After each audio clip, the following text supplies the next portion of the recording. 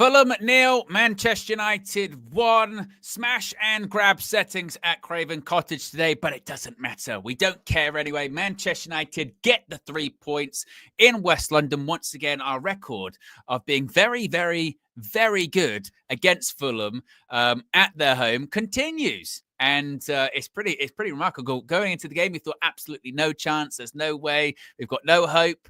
And during the game, Flex certainly, I'd probably throw myself in there. Stop believing. Hey, how can you believe with this team, with these players, with this criminal? Nothing's happening. Oh, my goodness me. But we got there in the end. This is the full-time view where members can call in and have their say. If you do wish to become a member, you can become one. Links in the video description. It's also pinned in the chat.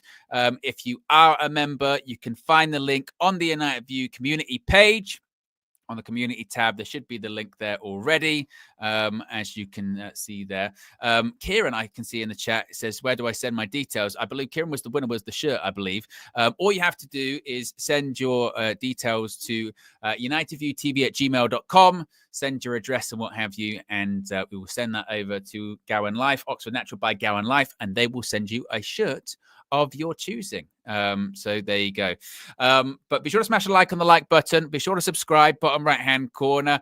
We'll be getting to the calls very shortly, as I mentioned, to the members. If you go to the United View YouTube page, there is a link there and you can find it. Amanor is spreading fake news. Says no StreamYard link, bro. Wow. Amanor. Fake news, mate. Fake news. Let's get straight into it. Let's get straight to the calls. Let's start with Dan. Dan, we got a win. Just about. Yeah. Flex and myself maybe didn't believe. KG did. We got there in the end. What did you make of it all? To be perfectly honest, Owen, I was absolutely made up. I could smiling ear to ear, even at half time. I know obviously it wasn't the nicest game to watch, but it's just what we need to do. We need to go back to basics. Just don't concede. You know, it's all. And I know it's frustrating as fans. We want to see creating loads and loads of chances, but there's no point creating, you know, even scoring a goal a game if we concede 3. I think just shore up the defence. As long as it's 0-0, you've got a chance of winning. And I just thought it was fantastic. We, you know, what's his face? Iwobi had a few shots from outside the box that, you know, Anana made okay saves. You know, I would be disappointed if they went in, but you know, keeping them at bay the way we did, I was just so happy. And then, you know, I just thought it was great. And I think Amorim pulled the worldie. I think putting Bruno back in the pivot next to Ugarte was just and playing Garnacho and Ahmad together in the 10s. I just thought was a great selection. Not because it caused a lot more creation, but what it stopped us from doing. It played more into Bruno's strengths.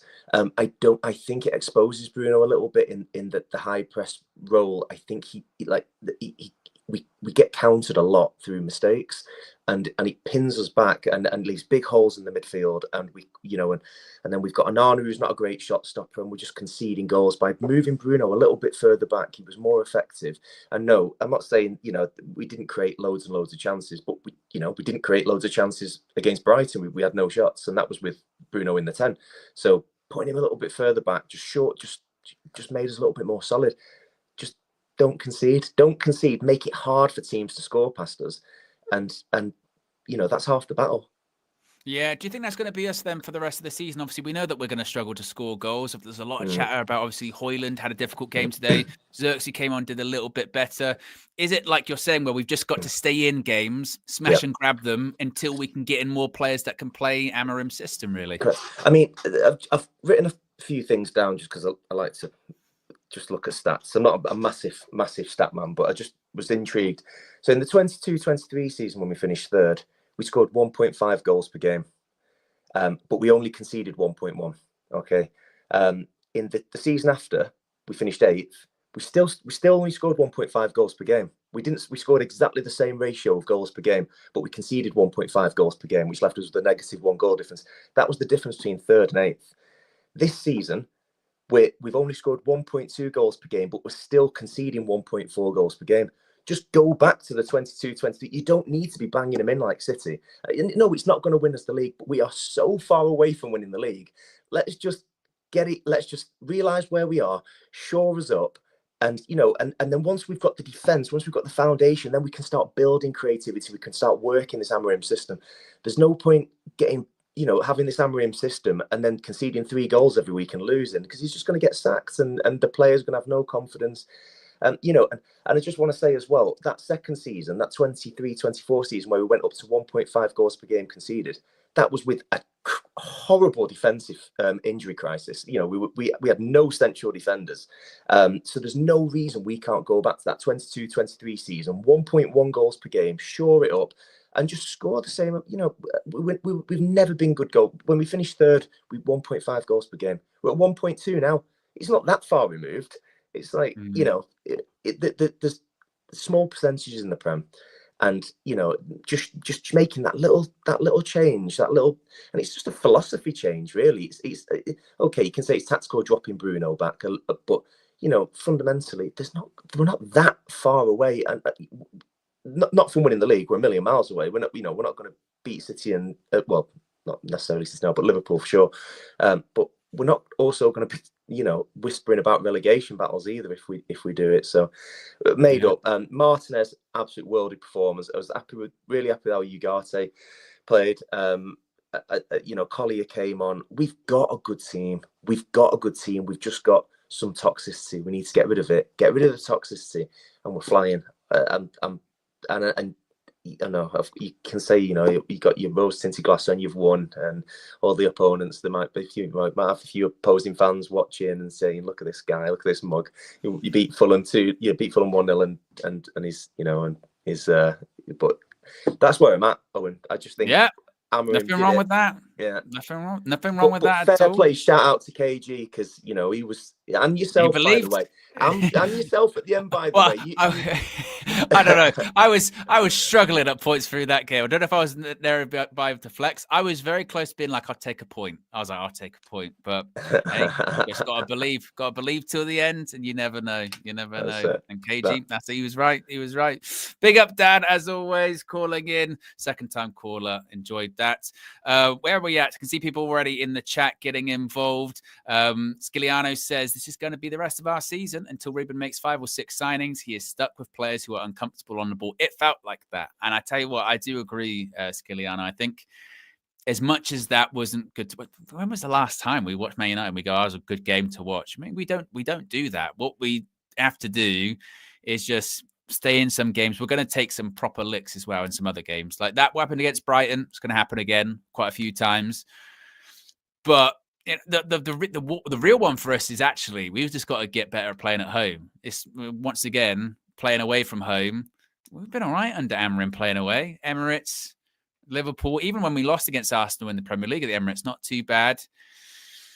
It's at home, and that's why the one against Palace next weekend. I'm like, if we can win that one, I feel like that would be a turning point. Not necessarily overall, just need to win a game at home. Let's go to another caller. Let's go to Amador. Amador, a win, a smash and grab. Are you happy with what you saw? Happy with the win anyway? Maybe not the performance. I'm happy with the win, but I've got a few observations to make, Owen. And I may need to bring down the mood slightly. Sorry, I didn't mean to. I thought the previous call was really good. And nice to have him on. For 57 minutes, Owen, I thought we were playing with 10 men. No, honestly, Is this the Hojlund situation? Honest to God, I was focusing on him. I was doing player watch. I said, okay, I'm going to split it Hojlund. And I kid you not, and I'm not being overreactionary. I thought about this quite hard. I think in the Premier League as a number 9 is probably the worst number 9 in the Premier League, in my opinion. He can't keep. I'm not expecting him to score goals. Okay, maybe it's too far-fetched for him to score goals, and he may not get the same. I can respect that a little bit. I can understand the argument. But when you're under the cosh, when you're playing in your half, and when the ball comes out to you, you got to hold the ball better. Every time he either was wrestling or falling over, he wasn't even winning free kicks. If you're going to fall over, at least win free kicks. He was not doing that at all. And I don't understand why my manager is picking him over Xerxes. I'm not saying Xerxes is not much better, don't get me wrong. But fundamentally, I don't understand why he's playing the moment up front. No, I agree. I mean, obviously, even before the game, there was chatter about, I'm surprised him over Xerxes. But it was I was surprised he didn't come off at halftime, to be honest. I thought there's no way. And then when he came on second half and it was more of the same. I mean, a lot of people talk about this. I mean, they'll go, well, yeah, service into him. But can you even create chances if your striker can't, maintain or retain possession? He can't hold the ball up. That's football basics, isn't it? No, exactly. And I heard KG, and sorry, Owen, this is going to sound disrespectful to you and Flex and KG. When I watched the UV, I put it on mute and just watched the game. So I just followed the chit chat. But I heard KG in the snippet saying that just loan him out, just loan him to another championship team, just to learn how to play in the English league. I'm worried for him. I am genuinely worried that I can see himself playing himself out of the team and then become a squad-stroke marginalised player in 18 months down the line. In the same way that Anthony, remember when Anthony came, he was starting all the games because the manager favoured him. And through the passage of time, he was phased out. I could see that trajectory for Hojlund, honestly, unless he makes drastic improvements in his game. So he's the one that really irritated me. And I'm not trying to do a downer, but that's the thing I picked up the notice in the first 57 minutes, that this guy cannot do the basics right.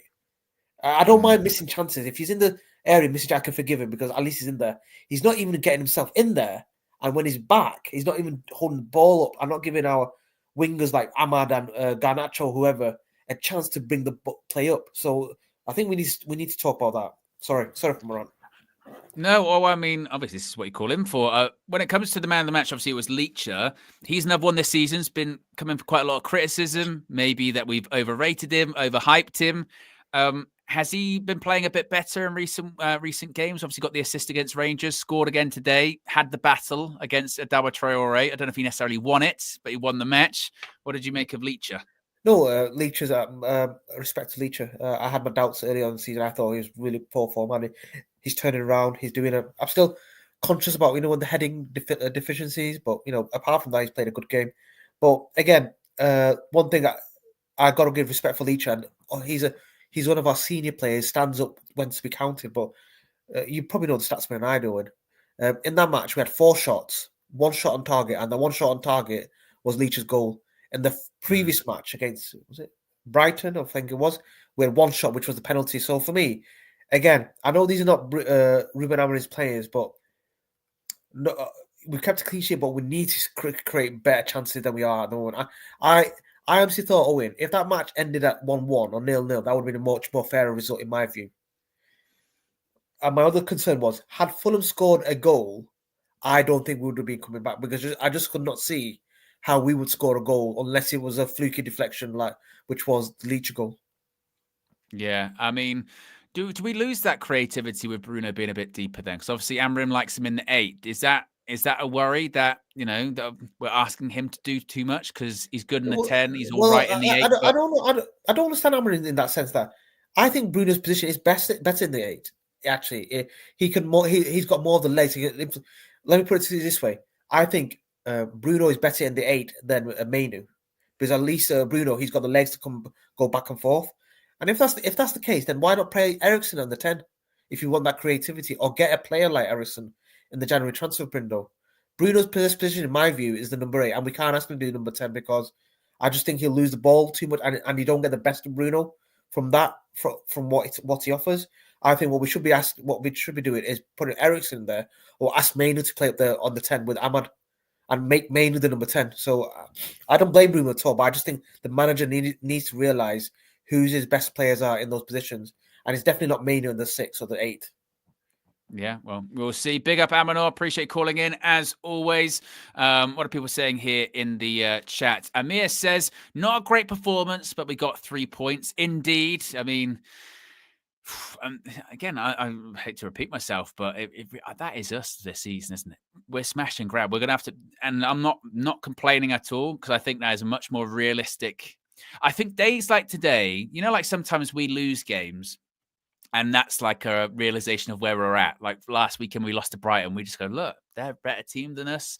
I know we're at home and we got our players on a lot of money, but they're just better than us. Games when this is almost winning, that tells you where we're at too, where it's like, yeah, we're not great. We'll smash and grab it. A bit like sort of what Dan was saying in the first call, a bit like what KG was saying post-match. We've just got to stay in games as long as we can. If we stay in games as long as possible, even if it's a goal down or a 0-0, then we do have that ability to have something out of nothing, to have a deflection goal, to have a Bruno special, to have an Ahmad special, or a set piece. We've got that kind of ability. So it's more just trying as much as we can to cut out the bozo gene, trying as much as we can to stay compact defending. And it's really what Ruud did when he was in charge for the 3 games or so, wasn't it? It's just stay compact, stay in the game, and then you might win it. You might get some results. That's kind of where we're at. Let's go to another call. Let's go to Chala Boy Comics. We got a win, another win, back-to-back wins in different competitions. Not yet in the Prem, but what did you make of it today? Smash and grab settings? Smash and grab settings. But what was great is that the celebration that LICHA did, was the most entertaining part of the game. It got me off my seat. I started laughing because it was pretty funny. Other than that, the game was honestly one of the worst games I've watched. It was worse than watching paint dry. It was lethargic. There was one point that embodied the whole sort of intensity of our game, was when Fulham had the ball at the base of the build-up, and I think they weren't in the proper shape. And so one of the players leaves the ball. Bassi comes, switch position with Anthony Robinson, and they do like a whole rotation of position before any United player has even reacted. At one point, no one was possessing the ball, and it was there to be grabbed, but United was so confused and so lethargic, late to everything. So it was honestly one of the worst games, that I've watched in recent memory. But who cares, because we win, right? And that's sort of the main important. I'll take that any day of the week, because right now we just need our points. But yeah, it was terrible.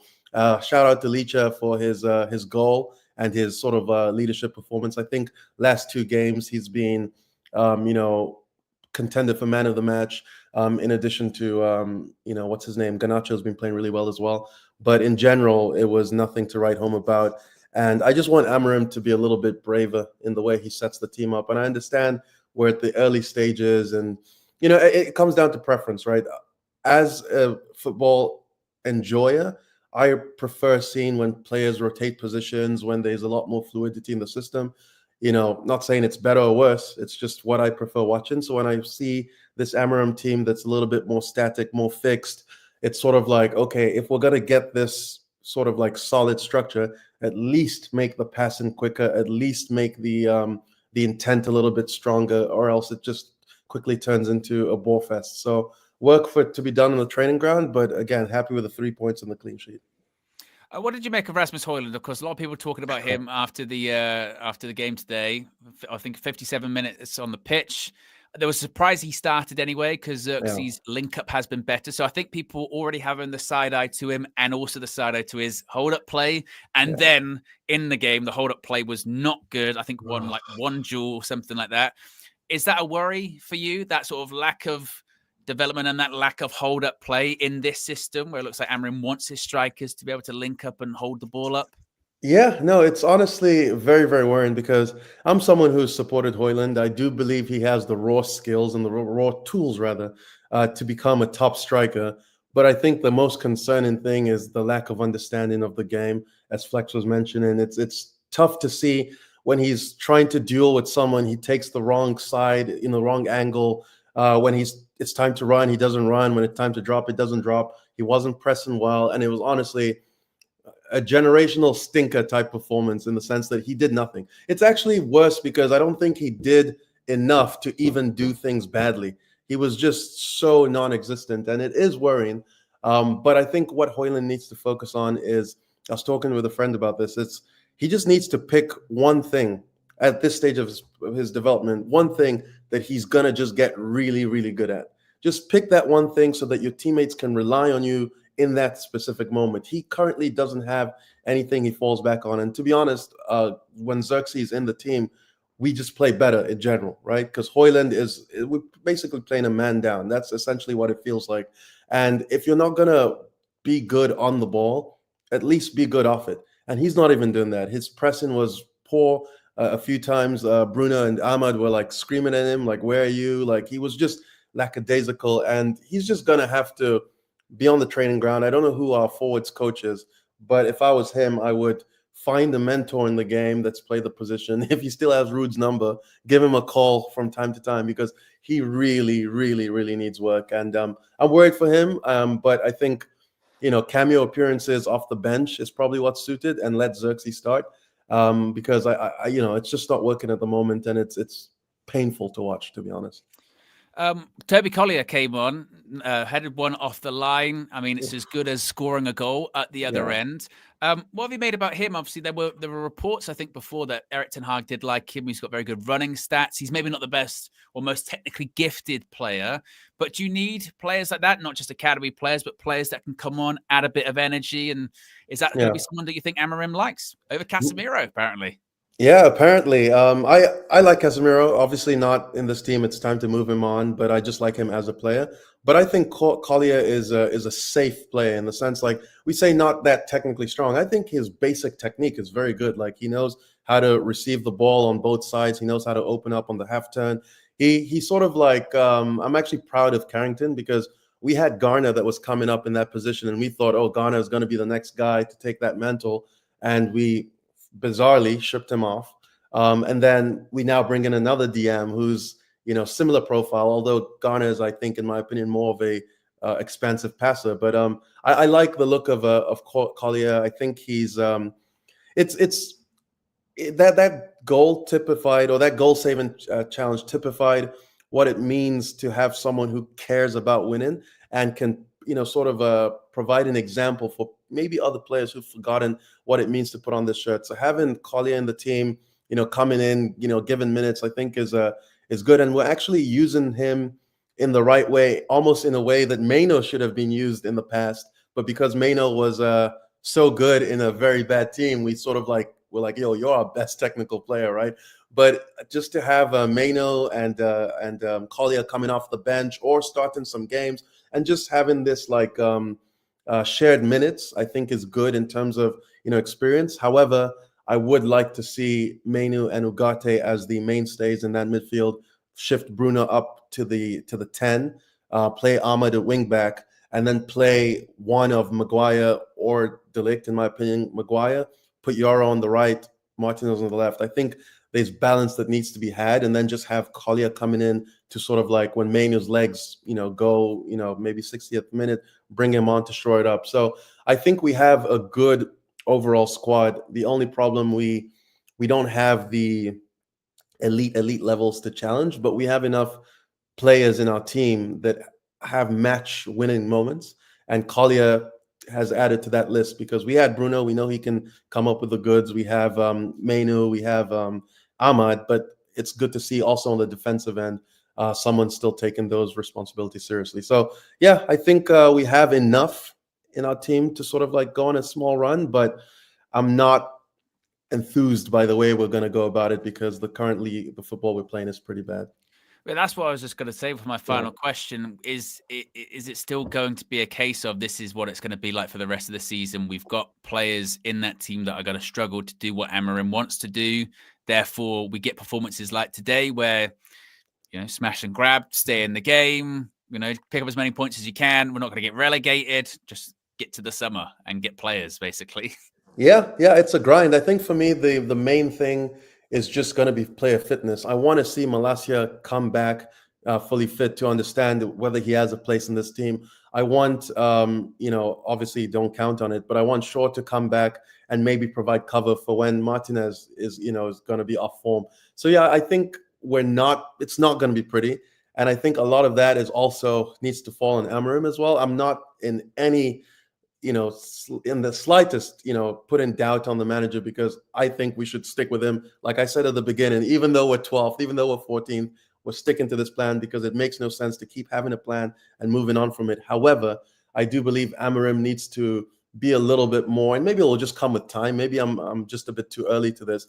He has to just do more in terms of the patterns we're going to be seeing, because right now everything is too static. However, that's what he came into work, because under Ten Hag, like I've mentioned before, we had a lot of threat going forward. We had a lot of spaces in the back and getting, overran. Ruben Amorim is the opposite, where we have a lot more safety. It's a lot more cagey, but we're not producing, anything going forward. So he needs to find that balance. And I think it's just about team selection and stay in the game, be robust, be man. And then when it's time to have a match winner, at least provide the platform for them to go forward. So I'm not, too, like I said, too excited. This is what it's probably going to be. But as long as we're putting points on the board, make it to summer, win the Europa, win the FA Cup, not asking for too much, am I? He said win Europa, win the FA Cup. I mean, I think it was going fine, and then just ended on that. My goodness me. Just a line from Ruben Amorim here on Marcus Rashford. He says, quote, "I would put George Vital, who is the goalkeeping coach for Manchester United, on the bench before a player who doesn't give the maximum," is what he said about Marcus Rashford.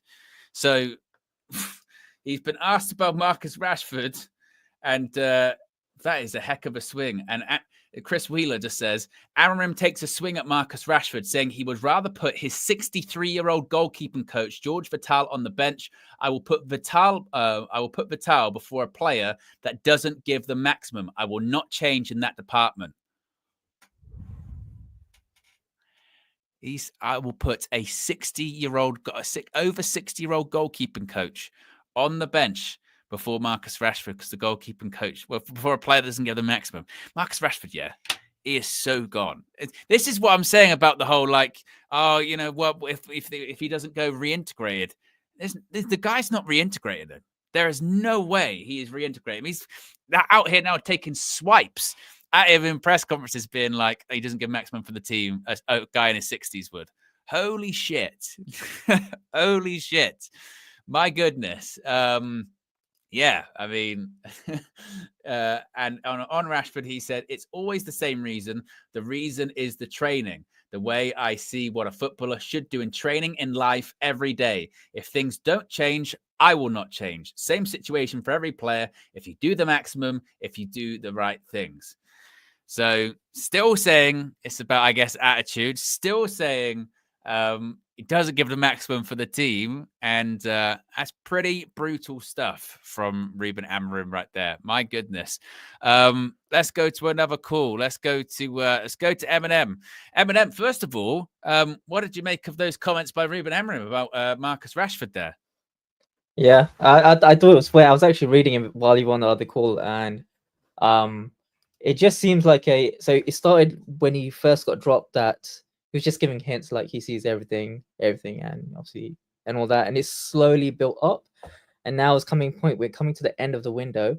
He's just fully called him out, saying that the reason is the training. Like, he's saying it in public now. So Rashford's got nowhere to hide. Otherwise, he could go to Barcelona if he could make that move. But it looks like I think my idea right now is like Amorim knows the window is closing. If Rashford doesn't go, he's going to have Rashford here. So this is the time to actually call him out on his bullshit and see if he actually reacts now. Like, just put it out in the public that your training is the issue, and everybody knows now. Yeah. So yeah, I mean, it was bound to happen. I mean, the move's not happening, and it was just, I don't know. It felt silly of like how long he's been out, and every time there's a question of like what's his absence. I thought today we're gonna have like no questions, because before the game there was no mention, and then obviously the report goes out, which I think this is actually good, because now we know, like we fully know it's his training that's the issue, and if he doesn't do anything, we'll see. But I fully back it. It's a bit like this, the Sterling thing right at the end of the window with Chelsea, where it was like clearly they were looking at it, and then a few days before the window shut, they were like, "You will not be named in the squad. You'll be training by yourself." You know, they're forcing it. It's being the issue is now absolutely, I think, being forced, no doubt about it. What did you make of the win today, though? Look, 3 points wasn't pretty. Smash and grab settings. Is that us though for the season? Are we smash and grabbing for the remainder of the season? Do you think? I don't think so. I think we're still going to lose quite a bit. I think to smash and grab, like we don't have enough players to do that. I mean, we have to rely on Ahmad, Bruno, and now Martinez, who's scored the most and assisted the most since he's ever been at United.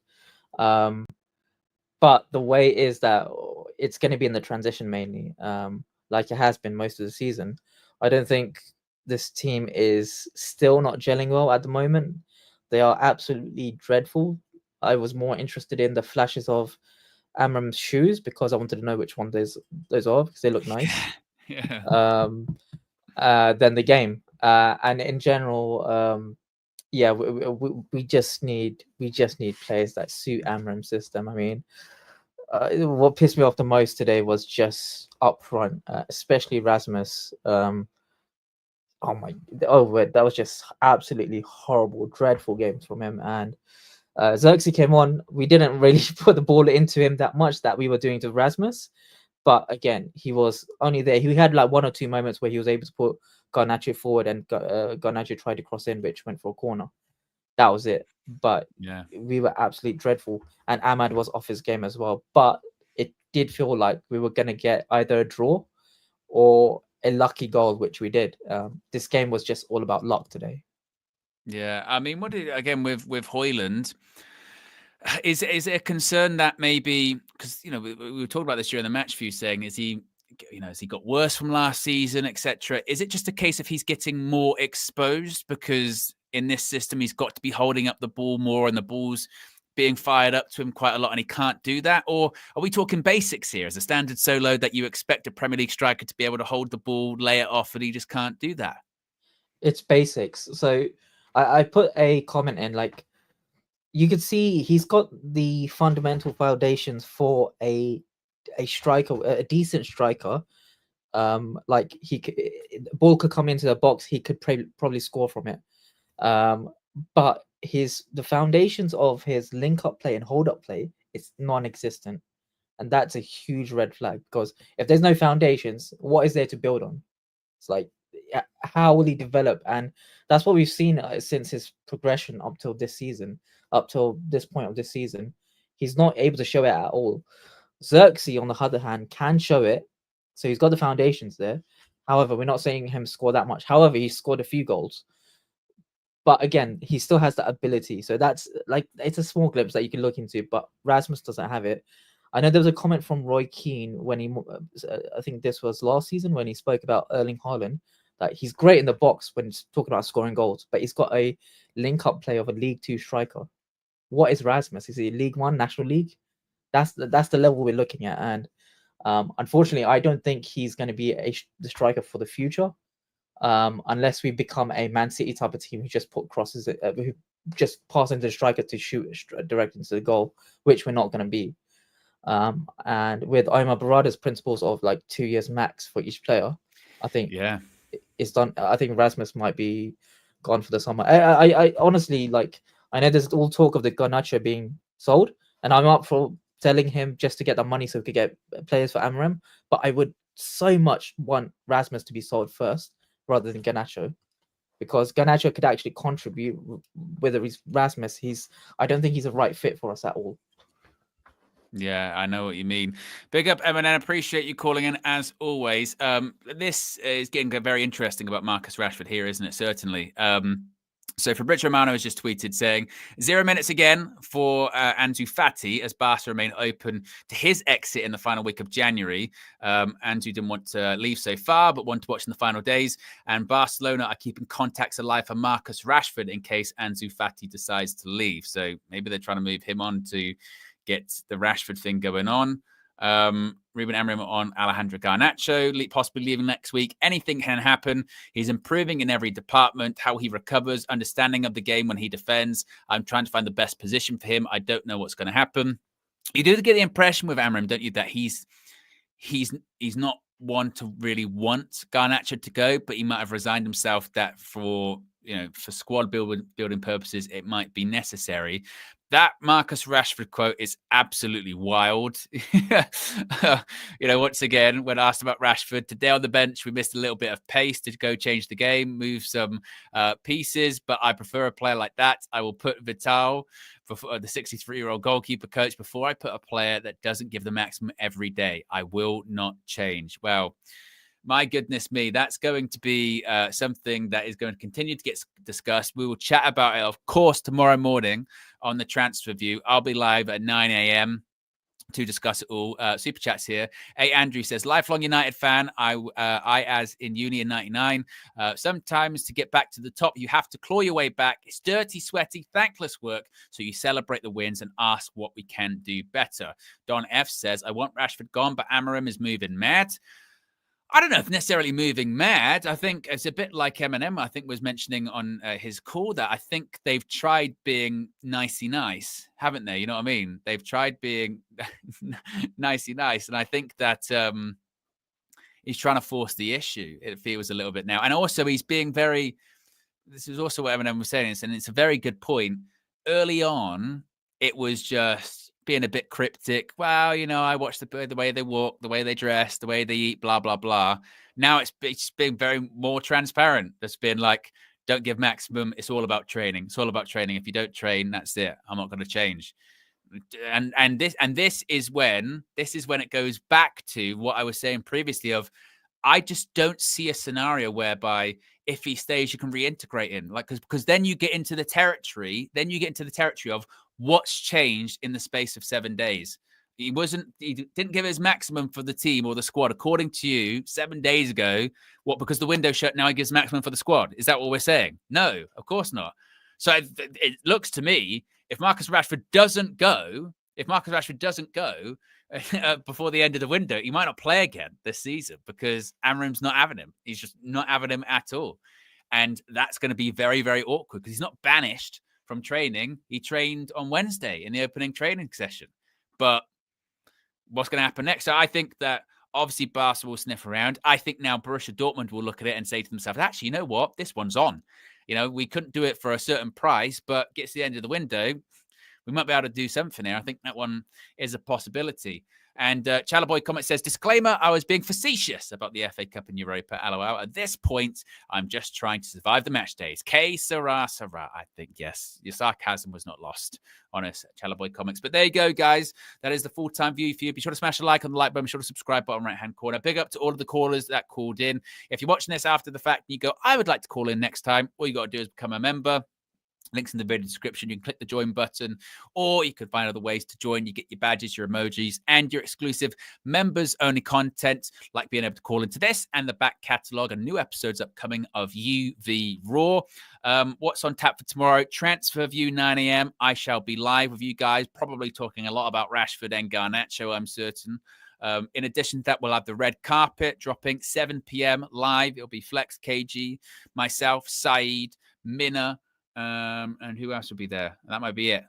Maybe. We shall see. And now you can go over to KG's channel, KG's Reckless Sport. You won't have to go anywhere. You'll be redirected. Hopefully, he's already live, and you can call in there as well and have your say, and be sure to subscribe. And a reminder, next Saturday evening, I'm going to be live. It's the Royal Rumble. Me and KG are doing it together. So be sure to subscribe to my channel too. We're out of here. Have a good one, guys. Peace.